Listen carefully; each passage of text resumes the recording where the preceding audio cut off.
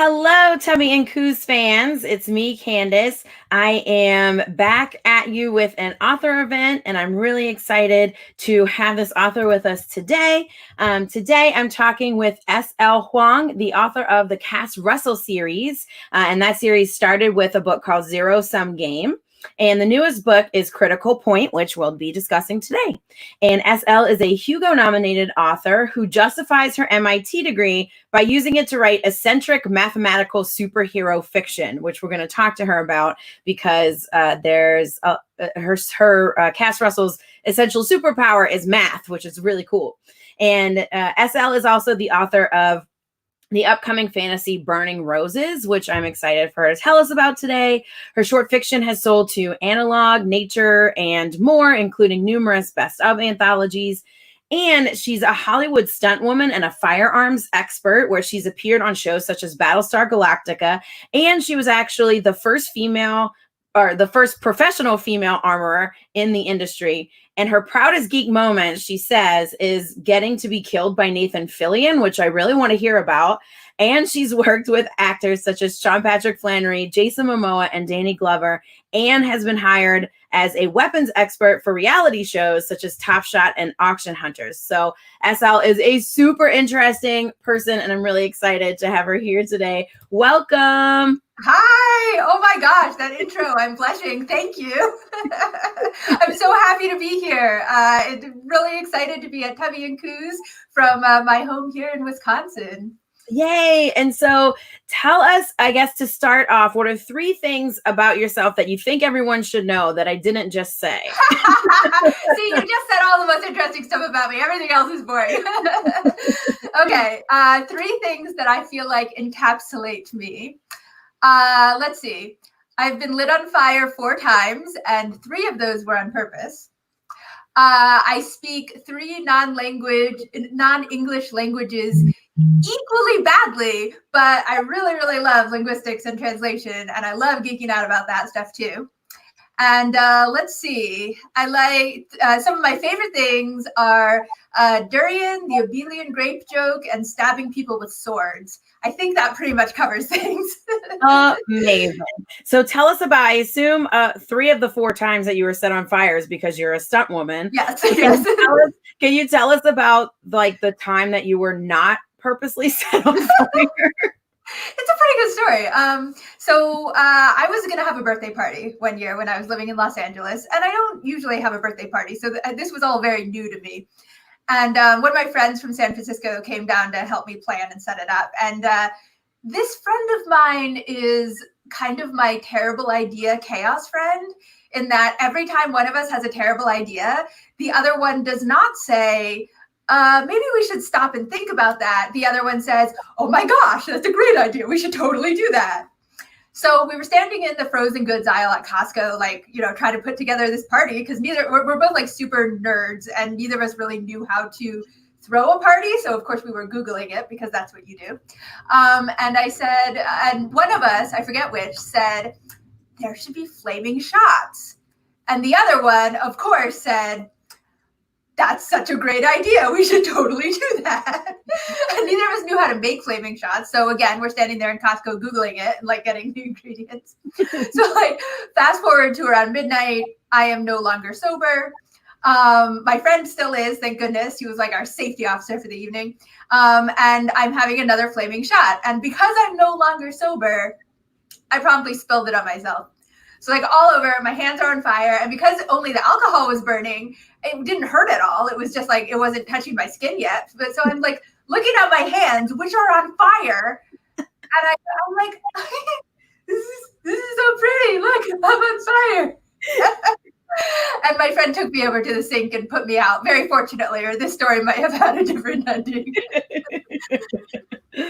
That's awesome. So flaming shots, there you go. Don't do it at home. Don't do those at home, kids. I will always order a drink that's on fire, by the way. If I'm like going out for drinks with friends and they on the menu there's something that's on fire, it's like obligatory that I have to order it. It's like, now, okay, I need this drink now. Yeah, pretty much. So tell us about, for folks who may not know, about the Cas Russell series. So the Cas Russell series is about a superheroine, or an anti-heroine, as I like to say, who can do math really, really fast, and that's her superpower. And she uses it to kill a few too many people, as you do with mathematics. You know, that's totally what they taught us when I was getting my math degree, is like the super secret assassin skills. Yeah. And she does try to find a little bit more of a morality as the books go on, but it's very much 2 steps forward, 3.5 steps back, maybe. So it's a lot of, it's fast paced. They're meant to be entertaining, a lot of explosions, but also like I really like having like good characters and family feels, and I have like a super diverse cast, and I love all of those things and try to put them all in there. Awesome. And in this series, as you said, math skills are literally superpowers. Like that's just what she does. So what was your inspiration for that, and why did you pick that as Cass's superpower? Well, I was a math nerd all growing up, and as I'm sure many of us geeky media lovers were, and so I was really good at math, but I was also very athletic. But I was probably better at math than I was at all the athletic bits.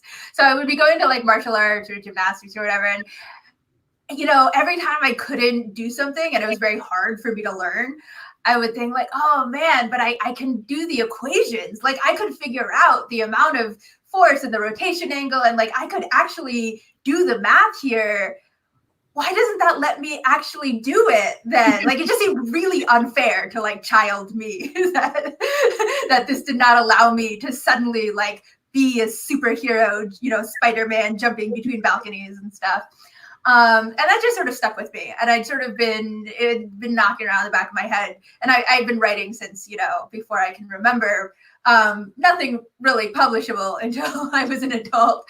But it had been in the back of my head for so long that suddenly I was in LA, doing stunts and doing the weapons work, and that idea was still there. And I thought, I could do this, and I could set it in the LA underground, which is strikingly similar to all my work on all these film sets that perhaps were not the most above board places all the time, and make it into this sort of action sci-fi thriller starring this kind of prickly woman who you're rooting for her, hopefully, but she's not always the best person, which I find very fun.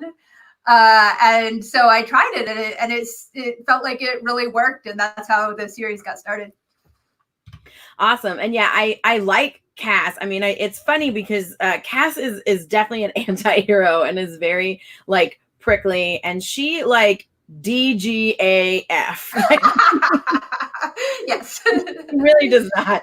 And she's this math prodigy. She's super violent, and she's sarcastic and funny and dark. And I like that because we don't see enough characters like that are women, I think, in fiction.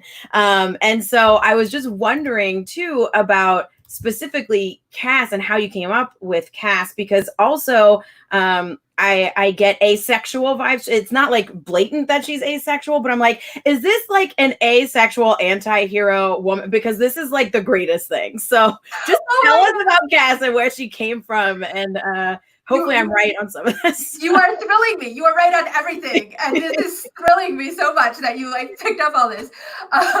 Wow. Yes, Cass is, it was very intentional that she was this female anti-hero, first of all.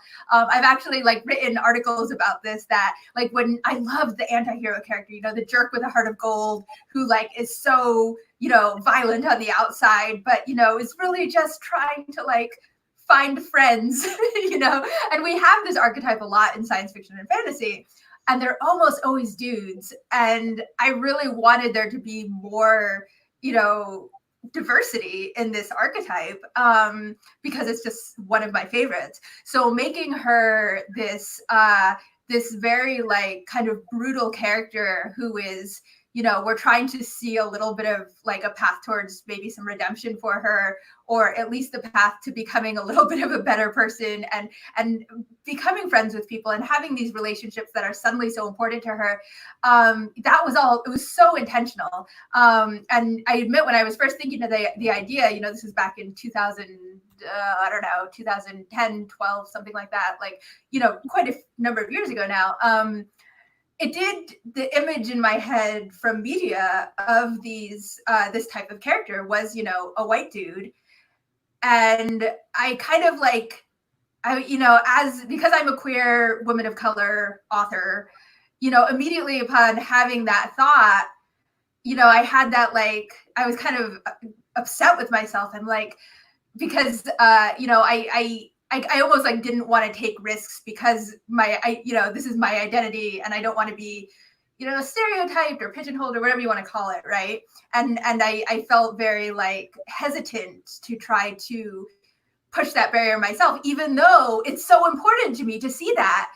And I realized I was having that reaction to my like first thoughts, where like, oh, okay, I'm a queer woman of color, so therefore I should write a white guy. No, and I'm like, no, I need to be that person who's also adding to the culture in a positive way, and make my main character exactly who I want her to be and what I want to see in media, and have for so long. This is even, all growing up, it was so important for me to see characters, who look like myself or who come from all different walks of life. So I pretty shortly thereafter, I was like, no, I have to do this. And at the time it felt daring, this was long enough ago that there wasn't quite so much dialogue in fan spaces about how important this is and how people are interested in this and want to see it, right? So it was a little nerve-wracking to say, no, I'm going to do this. But now I feel very like welcomed in having made that decision. I'm so glad I did, because it turns out that people really do want that, and that's thrilling to me. And also, yes, Cas is asexual. She's gray asexual, and I write that into the books very intentionally. I kind of didn't realize when I was first writing Zero Sum Game that, because I made her kind of politically unaware for other character reasons. She doesn't really, she's just not really aware of like what's going on in the world around her, or the current politics of the day or anything. And it didn't occur to me that, like, writing a character who just like ignores all of that, it made it really hard for me to be explicit about her asexuality, like on the page, because she's just not, thinking about herself. And, so I have some scenes I've written where other characters figure it out, and they're like trying to talk to her about it, and she's like, whatever, but I really want to get those in there, so that, because readers do ask me that, and I love it when people like figure it out and ask me, like, yes, people are seeing it. But I also do think it's important to like get it textually in there somewhere. So I'm trying, I think textual representation is really important. And also, just representation of all kinds. So trying to fit everything in. Well, I'm glad to hear that. And I think maybe I picked up on, I'm gray ace myself, and I'm like, I feel like this is a lot of things that like would happen. And so I was like, I really hope she actually is, and this isn't just me like projecting, but that makes me really happy. Oh, I'm thrilled. I'm absolutely thrilled that you saw that in the text. So yes. And the other thing that I really like about Cas and like what you've done in this series is that she has really great relationships with men, but it's not romantic. I'm thinking about Cas and Rio specifically because I love their relationship. And I really appreciated that, because I also don't feel like that's done enough. Like, I like romance sometimes, but usually like in every single thing, every relationship evolves into a romance eventually. And I was like waiting for that to happen with this, and then it just doesn't. And I was like, yay, it's a romance. And so was that a conscious decision for you as well? Oh yeah. I also like, I enjoy romance also, but I also feel like there aren't enough spaces where we're allowed not to have it, because like you're saying, it seems almost obligatory in a lot of places. And, just for example, I was on a panel at a con this past weekend where we were talking about adaptations and how if there's an adaptation of an older property that maybe didn't have romance in it and it had like one female character, they always make her into a romance in the adaptation always, it just like is so predictable. And I love romance as a thing. I love romance as a genre. Romance writers and readers are some of the most brilliant and feminist people I have met, and I think what they're doing is great. I think we need to be able to have media where that's not like an obligatory thing to have, and that we can have those spaces and those stories. I have many friendships that are just so important to me that are not romantic, and who are, friends who are my family. And I like being able to value those types of relationships, on the same level as a romantic relationship. So that is very important to me. Yeah, I feel the same exact way. I have those kinds of friends as well, where it's like, this isn't romantic at all. And as if any of my book club is watching, they know this, that like every single time we read a book, my most common complaint is that the romance in the book feels shoehorned in, or it was like, I didn't feel like this was necessary, and it happened anyway. And it's like, why is this happening? And I like romance, like you're saying, as a genre, and when it feels organic and all that kind of stuff, I love it. But there are a lot of times where, like you're saying, it's just like, this seems obligatory, like they had to throw it in there. And that's what I didn't like. So I'm always pleasantly surprised when I see a relationship like Cas and Rio, where it's like, I'm just waiting for that, and then it just like never happens. I'm like, yay, they're just friends, and they're really good friends, and this is great. We can all be really great friends. Well, I'm not sure if it's great considering Rio's like serial killer psychopath. That's that's a little bit of a poor quality in a best friend. That's very true. So the other thing that I think really factors into the series a lot with Cas, for sure, is the idea of like a found family versus a family. Mm-hmm. And so that was my other thing, is that's kind of a theme throughout. And I always wonder how these themes develop. Like, did that develop organically? Did you know from the beginning you wanted to do found family? How did that work? Oh, I was definitely aiming for that. That's one of my favorite tropes. Like, if I were on AO3 reading fan fiction, it's always like, hashtag found family. It is one of my favorite things in all like genre media. The TV shows that are like, that I grew up on and was like watching with friends in college are things like, Stargate, Star Trek, where they have this like close knit group of people who like, they're going to die for each other. They're just like, they're each other's family and everything, I'm such a sucker for it. Leverage is another good one that has that. And the character dynamics of having that is just, it's like my catnip. It's one of those tropes that I really, really love. So I was definitely aiming for that, and trying to get more and more of that as the books go on. And Cas, my main character, starting out as such a loner, and then developing these friendships that to her become her family, is such a journey for her, and is so hard, and it has so many setbacks along the way. That is such an interesting character thing to me to explore. And I hope that other readers respond as you are in seeing that trope in there and enjoying that the same way I do. Yeah, because Cas is Cas. And so for those of you who haven't read it, she's just like prickly, and she's violent, and she's just like, she's so resistant to these relationships. And so it is like this journey for her to get there, and it's still going, right? Definitely. And so that's always interesting to me as well. It's one of my favorite tropes also. So I was glad to see that in here also.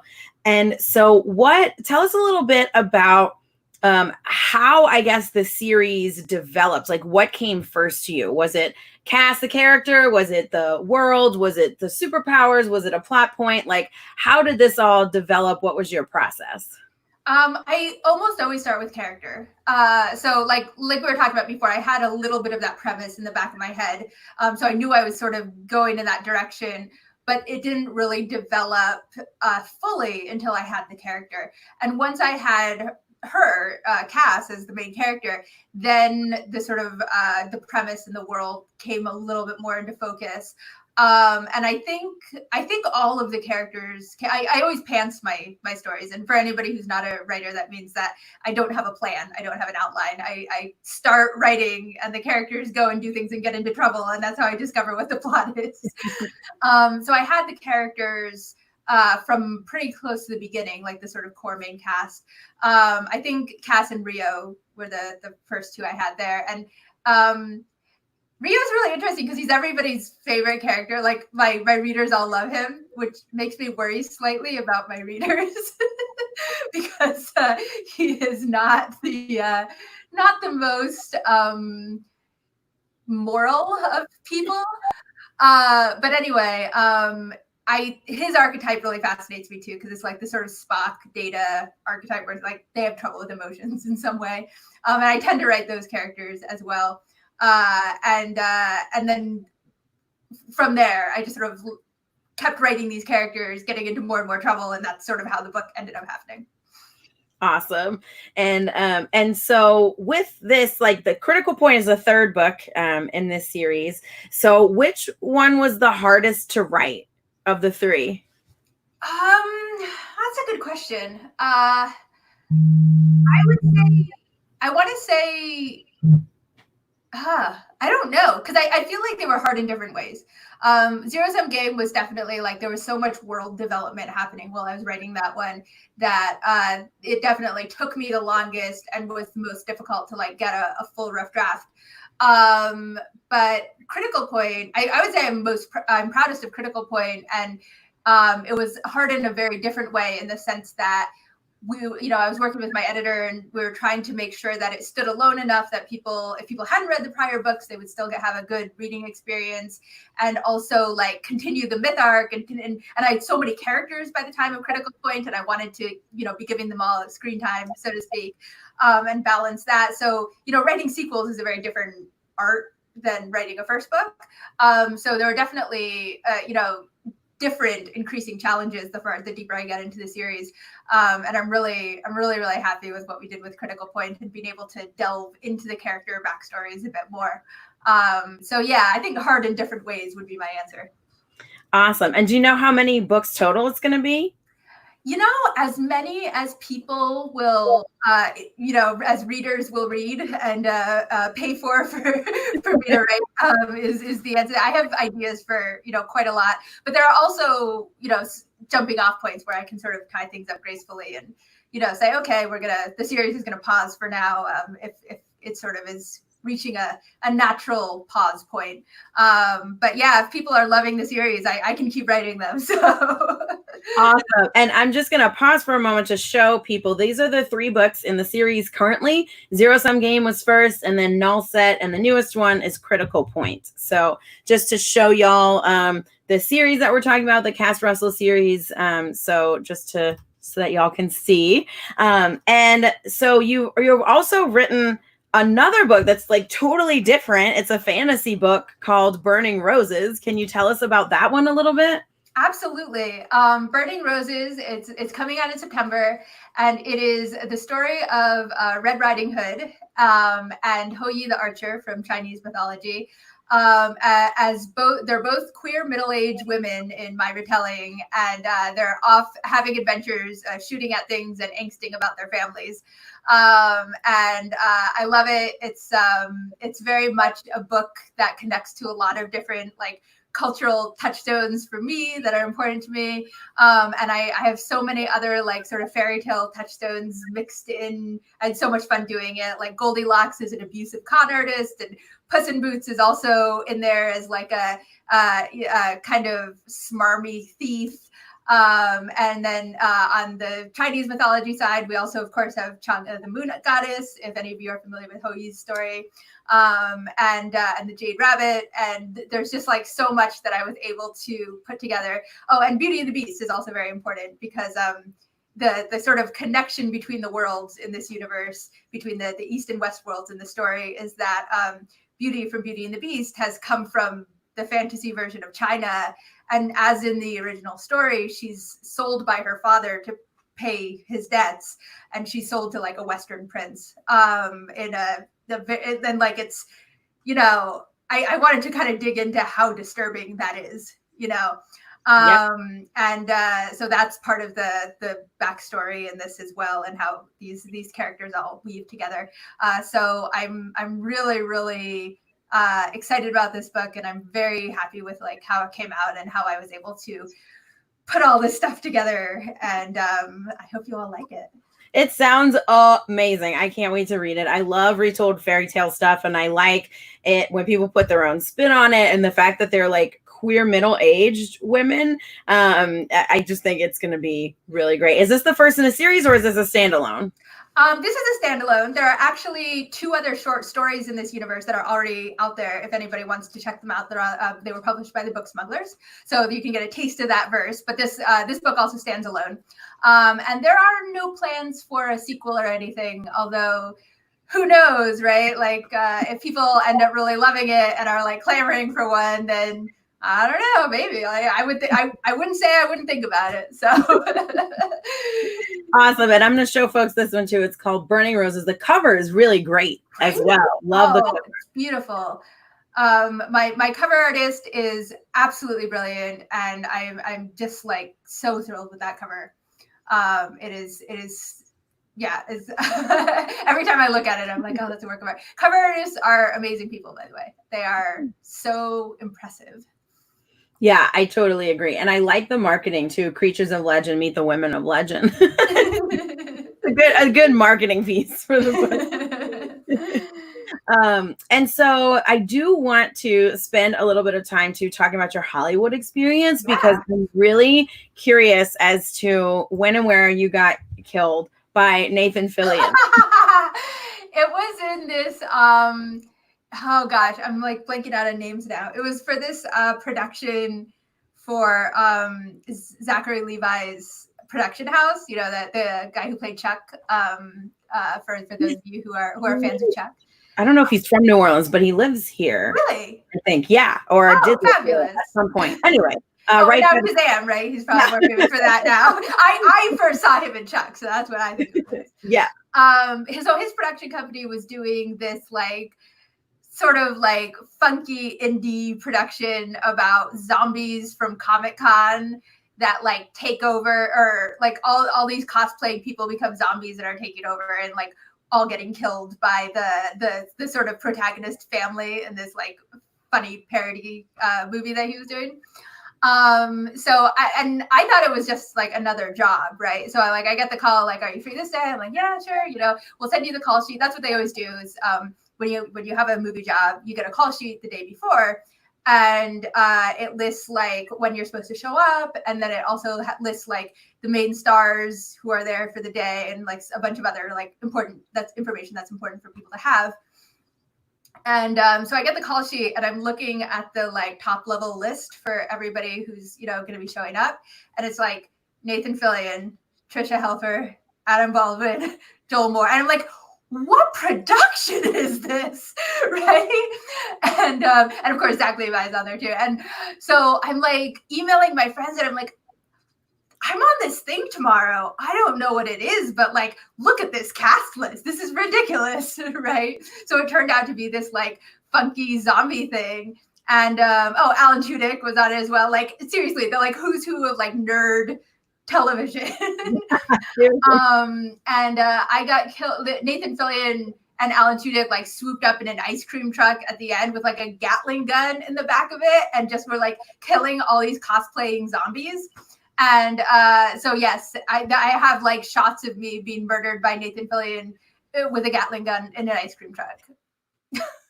That's so good. I want to see this movie now. I forget what it's called. This is terrible. I'll try to look it up. Yeah, I was about to say, I can look it up. Zach Levi, zombie, Nathan Fillion. If I just list those people, I'm sure it'll come up. Yeah, I'm not sure if it had any sort of like broad release. It was just like, it was like a fun indie parody that they were doing. So yeah. I don't know where to get it. But it's out there somewhere. I'm certainly going to look it up and see if I can find it. They might have even been making it for Comic-Con or something like that. I forget. Yeah. And so how was it like working on all this nerdy stuff? Like you did Battlestar Galactica and you've done some other stuff. So is doing this stuff like as a stunt woman and an armorer, did you find that fun? Was it stressful? Like, oh, it was so fun. It was like, it was the best. Oh my gosh. So like Battlestar Galactica was, what's that? I said it seems fun, but like, you never know, maybe it's terrible. It's true. It's true. Like if it had totally disillusioned me and if all of the stars had been like terrible people, then like maybe I'd be really down about it. But my first stunt job was Battlestar Galactica, and I was a huge fan of the show already. And I get to set and I'm like, because it's my first stunt job, I'm trying to be like really professional, right? But I'm on the set of Battlestar Galactica. And I'm trying to like go around like not creepily petting doorways and stuff. And like Edward James Olmos is 30 feet from me and I'm just, but trying very hard not to be. It was so fun. Everybody was so nice. I worked with Katie Sackhoff a whole lot, and she is brilliant and funny and just the greatest person. And it was just a really, really good time. And seriously, almost all of the name actors that I've worked with have been incredibly classy, just like really good to the people who are, less powerful than them on the film set. There are some of these name actors who, they'll be coming in for their scene and they'll turn to like the extras next to them and be shaking hands and introducing themselves and stuff like that. Like just really, really wonderful folks. Of course there were a few egos and a few divas and stuff, but usually by not the big names, usually by like the people who are just starting to like get a job and thought they were all that. So like, yeah, most of the people that you see in your favorite TV shows are probably like really nice people, which is nice to know, right? Always nice to know, because they say don't meet your heroes, like just in case. And yeah, so, true. So it is always good to know if people are nice or not. And sometimes meeting your heroes makes them even better, right?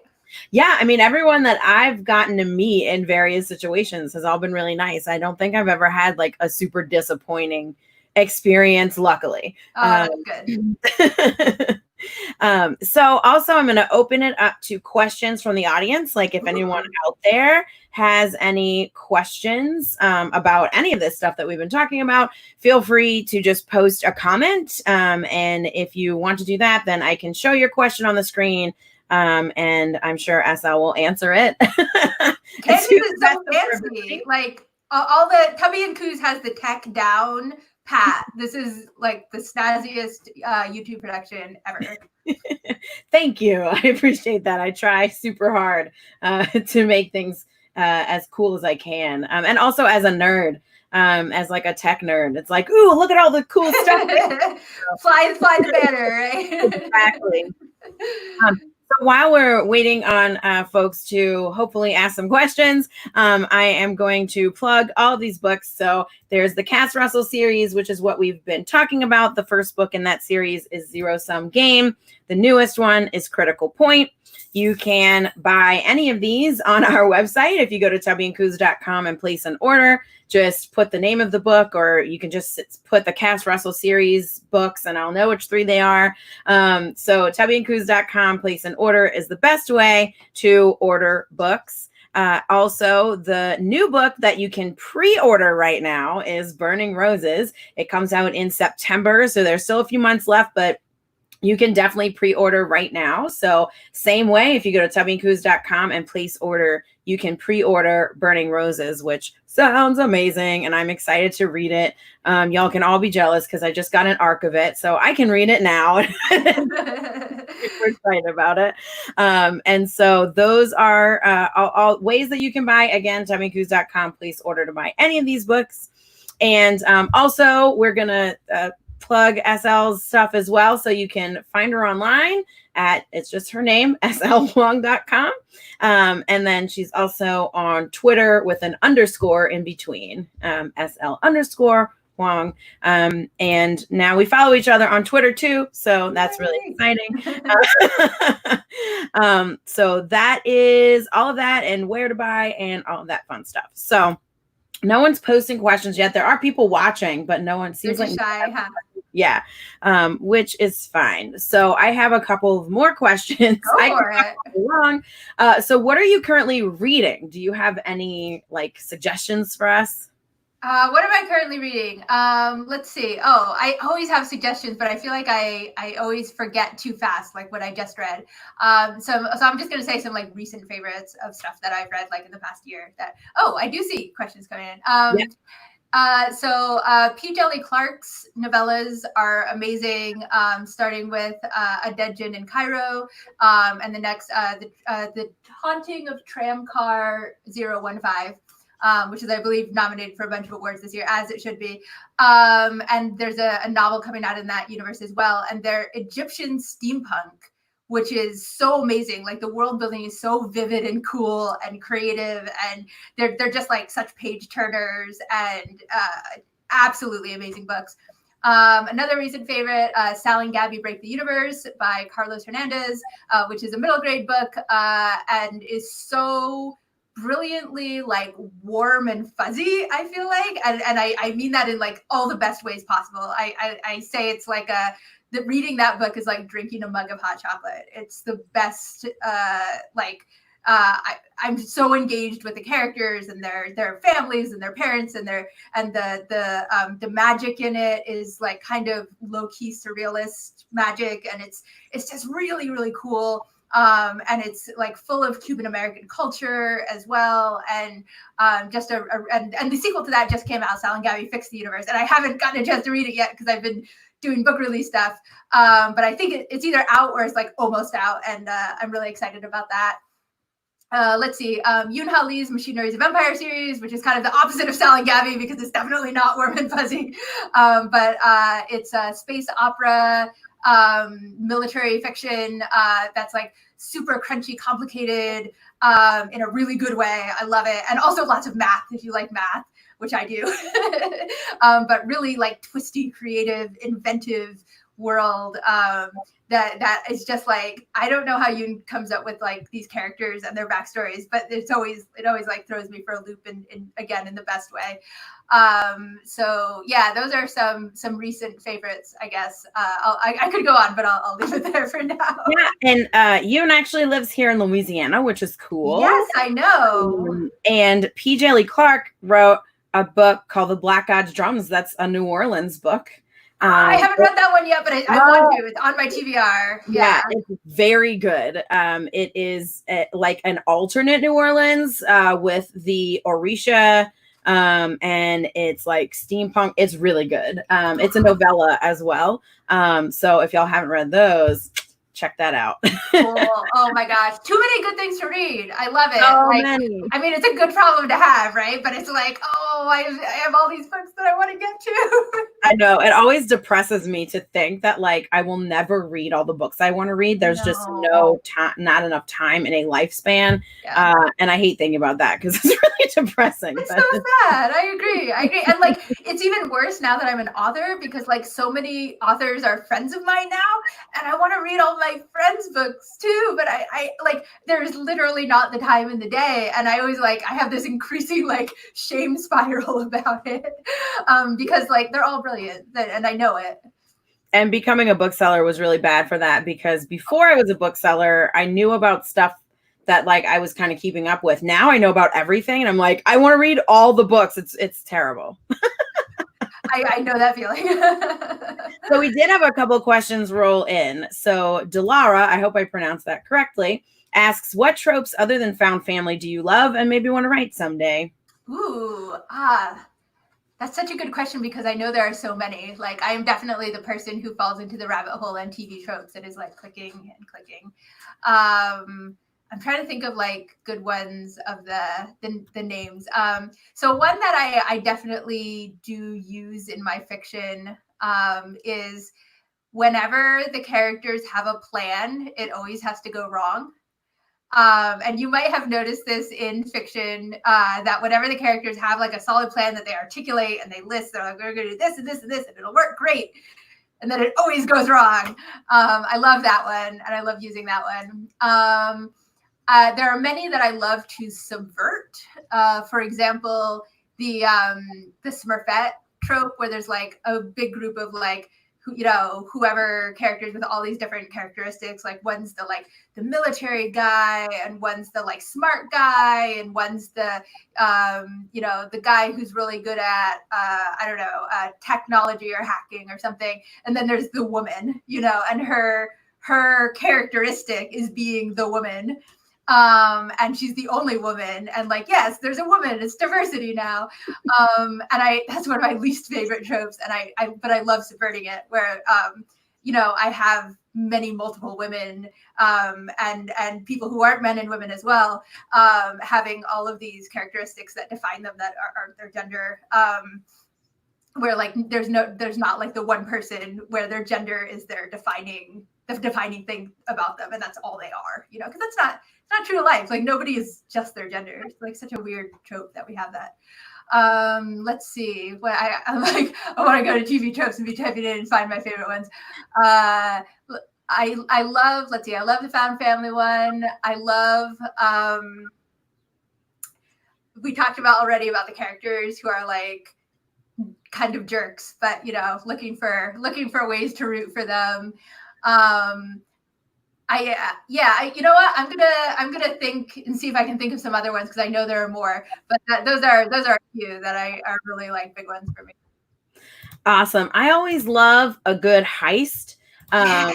where and I don't know if that a heist isn't really a trope, but it is tropey to have a group of people doing a plan, going in for a heist, and then I'm a sucker for that. I love heist stories, and even though a lot of them are the same, where it's essentially Ocean's 8, Ocean's 11, they're most heist stories are like that, where it's we have to steal this thing, we have to all work together. Almost every TV show has a heist episode, but it's my jam. I'm yes, I love heists. So anytime that something can include a heist and then also make it queer folks, I love it so much. I love heists too, and I have so much trouble writing them, because I feel a lot of what I've learned about heist narrative comes from television, where you can visually see, and they can when they show the reveal of how the heist actually went, which is a very common thing they do in television movies about heists, is this they're sort of scrolling back through what you've already seen and re-showing it to show what you missed. Yeah. And I can't figure out a way to do that in writing yet, but I'm working on it. I do have a friend who's written this brilliant book that's got a bunch of heists in it that I don't think is has found a publisher yet. But her name's Effie Seiberg, and she's got a lot of fun short fiction out, if anybody wants to check that out. But she's done that brilliantly, and I made it. I'm I have to learn from this how to do a written heist. Exactly. Okay, so BJ has a question. What languages have you studied, and does this knowledge influence your writing? And just what are your hobbies?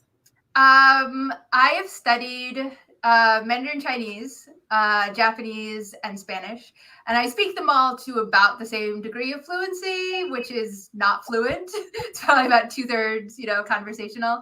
I lived in Japan for 3 years, but I was a little too old at the time that I went to really feel like I got fluent fast there, unfortunately. And I have so many hobbies, but I feel most of them are also professions now. Being a stunt woman, I stab people with swords a lot and hang from the ceiling doing aerial circus, but that's also, I'm training for the movie work.